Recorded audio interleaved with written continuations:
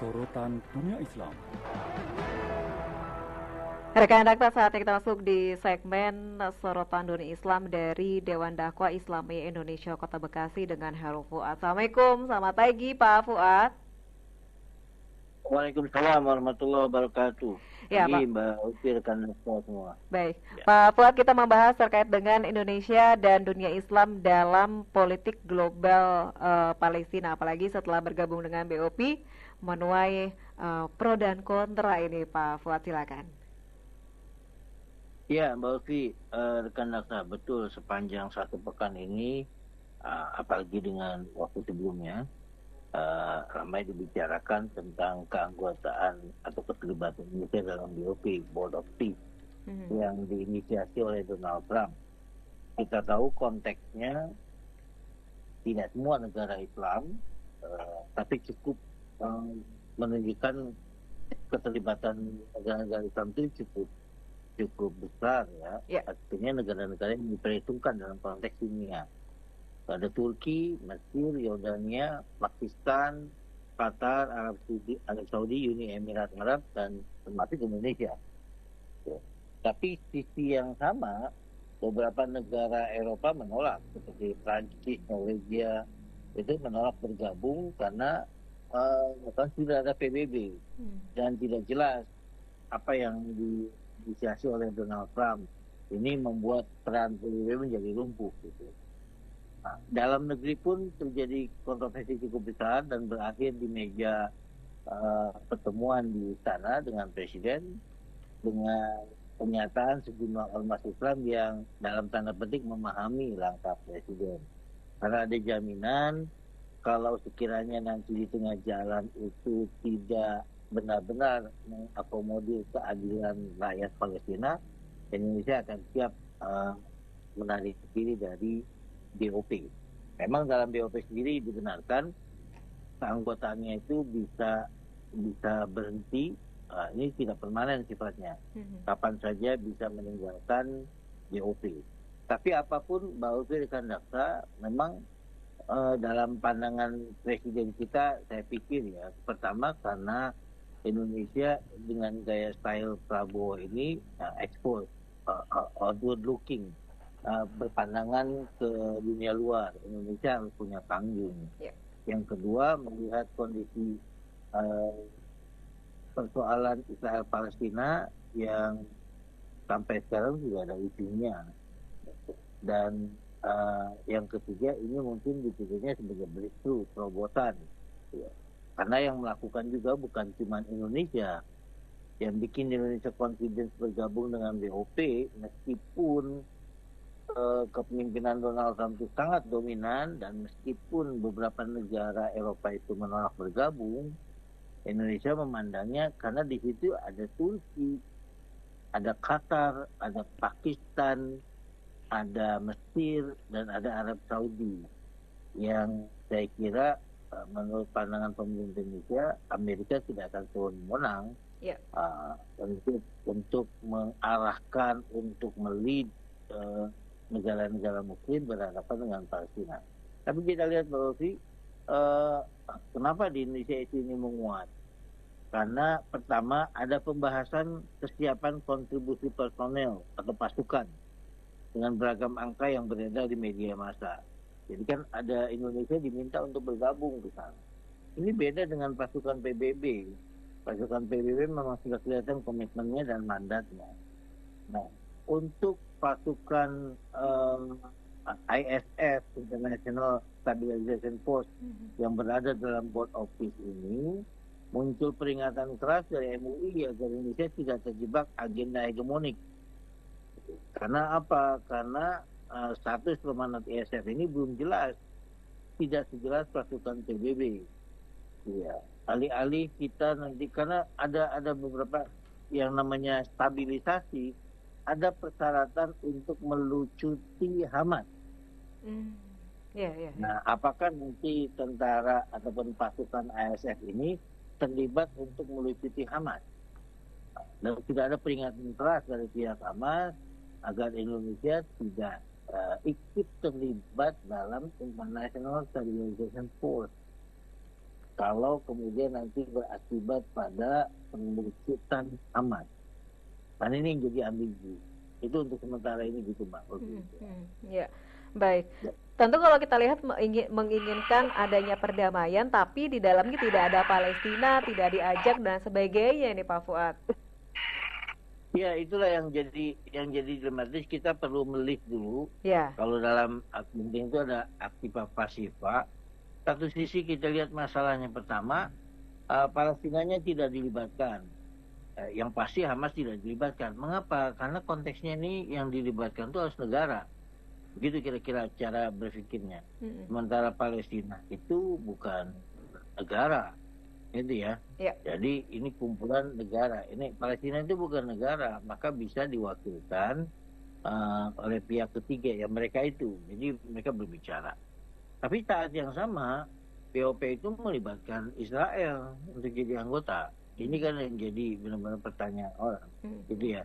Yang mau direkonstruksi itu Gaza, mengapa warga Gazanya tidak dilibatkan perwakilannya? Ya. Itu sementara Israel dilibatkan. Cara pandangnya karena itu bukan sebuah negara, Palestina itu bukan sebuah negara, apalagi Gaza, dan Gaza dikuasai oleh Hamas. Sementara Hamas masih terdaftar sebagai organisasi teroris. Jadi tidak mungkin Hamas dilibatkan. Kira-kira cara berpikirnya begitu ya. Kemudian yang kedua,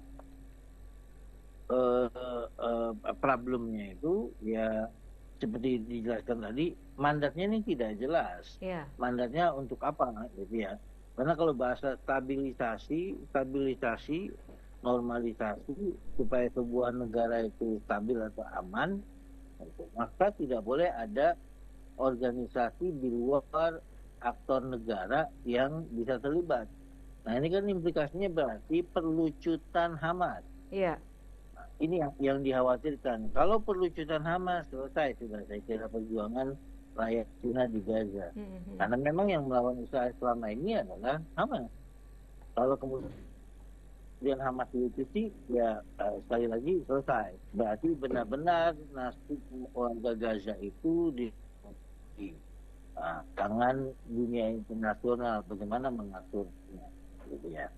Tapi di sisi lain sekali lagi yang jadi pertimbangan karena Indonesia itu merasa di situ ada Turki, ada Qatar, Mesir, Arab Saudi, Pakistan, yang kira-kira Amerika dan negara-negara lain tidak cukup peluang ataupun kemampuan untuk mengatur negara-negara ini. Tapi mereka beranggapan begini, kalau beberapa negara seperti Qatar, UAE, itu mungkin bisa dikendalikan dengan cara tertentu. Ya. Turki, dalam pandangan Amerika, ini bisa dikendalikan karena Turki ini kan Erdogan selesai 2 periode. Kalau ada periode kepemimpinan yang baru, maka gambaran Turki itu akan sangat berbeda kalau misalnya jatuh ke tangan penguasa atau pemimpin atau presiden yang berhaluan sekuler. Ini rentan, termasuk juga Mesir. Ya, Mesir rezim yang ada sekarang ini, saya kira Amerika dianggapnya mampu melakukan lobby-lobby tinggi. Nah ini yang sebenarnya dikhawatirkan. Kemudian bagaimana dengan Indonesia? Indonesia ini kan banyak faktor, ya. Tentu banyak ormas-ormas Islam yang cukup gerak sekarang dengan langkah presiden kita yang sekarang, terutama dalam konteks Palestina dan Gaza, karena beberapa pernyataannya, pertama pernah menyatakan di forum internasional percaya kepada perdamaian, tapi juga harus menjamin keamanan Israel. Jadi fokusnya menjamin keamanan Israel. Kemudian yang kedua, jauh-jauh hari sudah memberikan pernyataan siap menampung warga Gaza. Padahal itu adalah cara Amerika Serikat untuk mengosongkan Gaza dari warga Gaza itu sendiri. Yang itu dianggap terlalu ikut ritme Amerika Serikat. Dan yang ketiga, ya siap bergabung dengan BOP. Pada saat yang sama juga ada persoalan masalah tarif, masalah ekonomi Indonesia dengan Amerika. Dan hari-hari ini Presiden Prabowo sedang berada di Washington bergabung dengan BOP, ya kita tidak tahu belum ada keputusan ataupun hasil pertemuan yang konkret apa yang dihasilkan dari pertemuan ini. Jadi ya, karena Indonesia juga ikut bergabung itu ada sumbangan kurang lebih 16 triliun itu sebagai komitmen ikut bergabung untuk pembiayaan yang disebut dengan rekonstruksi dan juga untuk pembiayaan stabilisasi wilayah Gaza. Begitu Mbak Uti. Ya, baik. Meskipun Presiden sudah memberikan alasan ya, tapi kita nggak tahu ada alasan-alasan lain dan strategi lainnya yang akan dilakukan oleh Presiden Prabowo Subianto ini, Pak Fuad. Iya, saya kira itu pertama, Donald Trump ingin mengambil alih dalam tanda petik ya peran PBB. Kita bayangkan Amerika Serikat di bawah Donald Trump mengatakan keluar dari WHO. Lalu kemudian beberapa kali menunjukkan ketidaksetujuannya kepada PBB. Lalu kemudian juga pernah berseteru dengan utusan PBB dalam hal hak asasi manusia yang warga negara Italia itu yang sangat vokal. Gitu. Jadi beberapa kali Donald Trump benar-benar menunjukkan perseteruannya dengan PBB dan ingin mengambil alih kekuasaan dunia di bawah Amerika Serikat. Nah, kita ingat semua tahu di PBB saja Amerika punya hak veto. Ya. PBB punya hak veto. Nggak kebayang kalau kemudian itu ya Board of Peace ini bisa melampaui PBB. Jadi kalau di PBB masih ada Rusia, masih ada Cina, pengimbang Amerika Serikat. Di OP tidak ada Cina, tidak ada Cina, tidak ada Rusia yang mengimbangi Amerika Serikat. Maka dominasi global ini sangat kental kita lihat di bawah Donald Trump. Ya. Jadi siapapun tidak akan banyak bicara kepada Donald Trump. Orang akan mengatakan apa yang mau dilakukan, di situ ada Donald Trump dan Netanyahu dalam satu kelompok. Di PBB saja orang gerah gitu ya, kebijakan-kebijakan internasional sering diveto oleh Amerika Serikat. Nah ini lagi dia buat BOP, Board of Peace. Maka yang kedua saya lihat memang Amerika Serikat ingin mendapatkan legitimasi untuk lembaga ini, terutama dari negara-negara Islam. Kalau negara Islam itu bergabung seperti Indonesia, Turki, kemudian Qatar, Saudi Arabia, Mesir, itu dianggap punya legitimasi yang sangat kuat. Negara-negara Islam mana yang punya kuat? Ya, kalau diperhitungkan seperti Pakistan, Indonesia, Arab Saudi, lalu kemudian Turki, itu sudah sangat cukup buat Donald Trump. Meskipun misalnya Malaysia tidak bergabung, lalu kemudian beberapa negara Timur Tengah juga tidak bergabung, bagi Amerika tidak masalah. Tapi lobby tetap dijalankan, termasuk misalnya Maroko sudah dihitung-hitung, digadang-gadang juga ikut terlibat. Gitu ya. Belum lagi nanti Sudan, beberapa negara yang ikut normalisasi sebelumnya.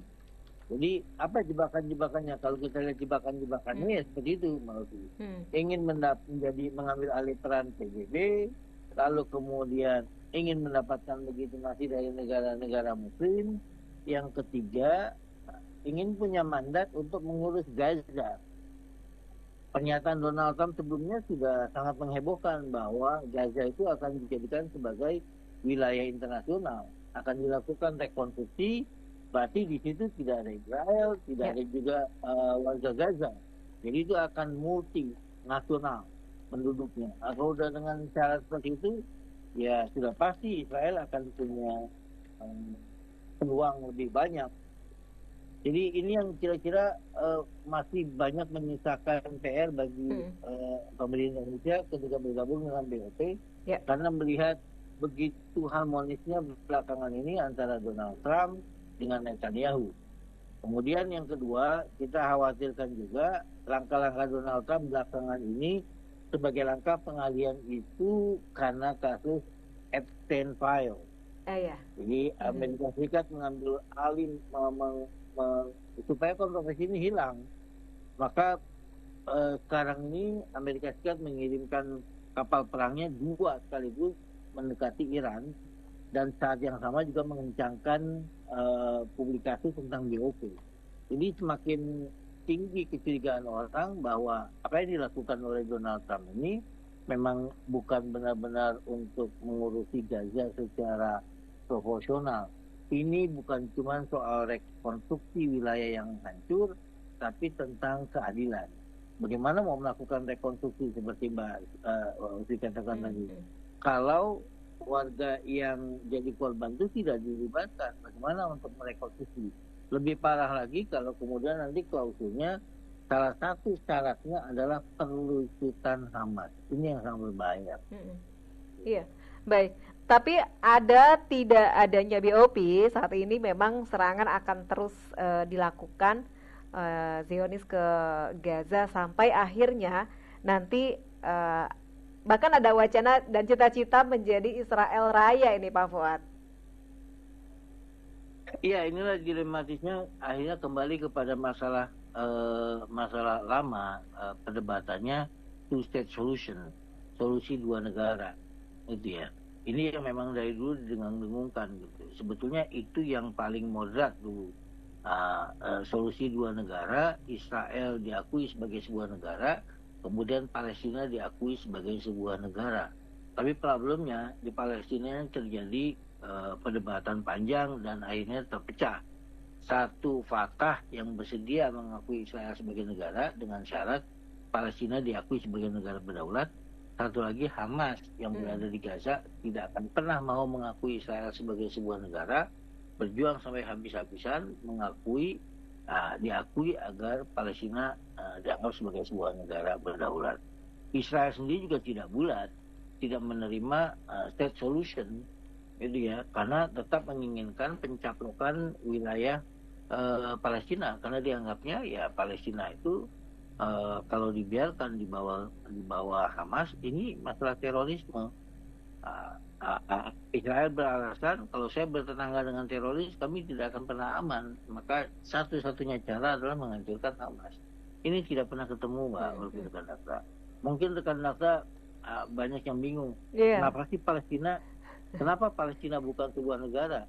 Secara sejarahnya Palestina itu memang bukan sebuah negara.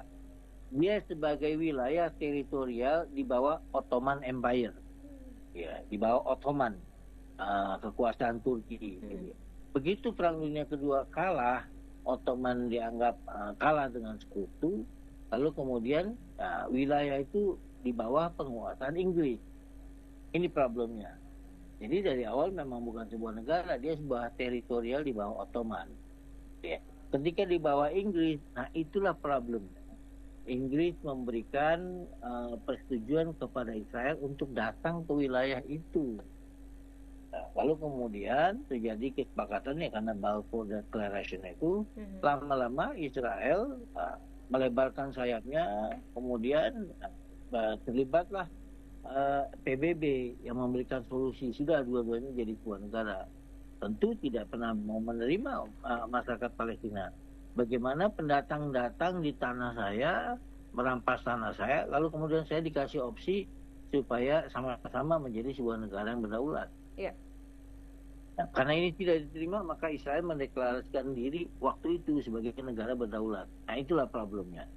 Kenapa Israel sebagai sebuah negara, sementara Palestina bukan sebuah negara? Karena Palestina juga ketika itu tidak mendeklarasikan diri sebagai sebuah negara yang berdaulat. Nah, keburu perang, sampai sekarang perangnya tidak tuntas, Palestina belum mendapatkan legitimasi sebagai sebuah negara berdaulat. Sementara Israel sudah sebagai sebuah negara berdaulat. Nah, hingga hari ini, seperti Mbak Ulfi katakan, ya memang tidak ada BOP pun, Gaza terus diserang. Wacetannya memang ya inilah liciknya Israel. Saya kira ada gencatan senjata pun yang terbaru itu dia menggunakan teknologi yang super canggih, ya, meledakkan sebuah kawasan tapi tidak ditemukan mayat-mayatnya. Jadi istilahnya mayatnya itu menguap, ribuan orang mati tapi tidak bisa dibuktikan ada korban. Karena mengapa ini menggunakan teknologi yang masih diinvestigasi oleh PBB. Apakah benar kita menggunakan bom seperti itu menghancurkan sebuah wilayah, tapi tidak ditemukan korban manusia. Mengapa? Karena bom itu mampu menguapkan jenazah-jenazah sehingga tidak terdeteksi. Nah, ini menyulitkan pembuktian kepada dunia internasional korban yang jatuh akibat pemboman Israel. Itu Bausi. Jadi kerumitannya saya juga tidak ingin berpretensi mengetahui secara jauh karena memang sudah disampaikan oleh ormas Islam pertemuan dengan Presiden diingatkan agar tidak terjebak dengan permainan Amerika Serikat.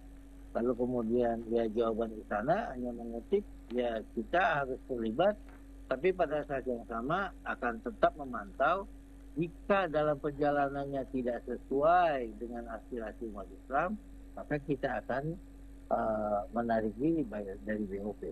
Sepanjang saya pahami, hanya itu penjelasan yang bisa keluar baik dari pihak istana maupun dari ormas Islam. Ormas Islam berita yang muncul adalah cukup memahami, dan akan memantau, mengawal, itu saja. Nah, karena mereka diyakinkan juga di situ bukan Indonesia, ada beberapa negara besar, ada Turki, Mesir, Arab Saudi, Qatar, UAE, dan juga mungkin Maroko akan bergabung. Jadi logika itu yang disampaikan kepada ormas Islam, sehingga ormas Islam sifatnya menunggu, melihat. Nah, ujian pertama ini sudah ada bahwa Indonesia diminta komitmennya untuk mengirimkan pasukan ke Gaza. Hanya belum jelas di Gaza itu mau ngapain. Apakah hanya sebagai pasukan perdamaian atau masuk juga anggota penelusuran Hamas. Kalau itu sampai terlibat, saya kira akan jadi masalah besar dalam negeri. Kalau Indonesia ikut terlibat sebagai pasukan perdamaian yang melucuti Hamas. Siap. Itu malu. Karena bagi kita, bagi ormas Islam, kalau itu terjadi selesai sudah urusan Palestina, urusan Gaza, bisa dipastikan Gaza itu tinggal tunggu waktu saja akan jatuh ke tangan Israel dengan berbagai macam skenario. Apakah langsung dicaplok? BOP beralasan kita tidak bisa terlibat panjang, atau mungkin dengan cara yang sangat halus. Dijadikan sebagai wilayah internasional, direkonstruksi, tapi kemudian pelan-pelan agenda selanjutnya Israel akan mencaplok wilayah Gaza di bawah bantuan ataupun di bawah jaminan Amerika Serikat. Paling tinggi itu. Baik Pak Fuad, terima kasih sudah berbincang bersama Dakta di pagi ini. Sehat selalu, selamat berpuasa. Assalamualaikum warahmatullahi wabarakatuh. Terima kasih Mbak Ulfir Kanakta. Waalaikumsalam warahmatullahi wabarakatuh. Sorotan Dunia Islam. Rekan Dakta, demikian sorotan Dunia Islam dari Dewan Dakwah Islamiyah Indonesia Kota Bekasi dengan Heru Fuad.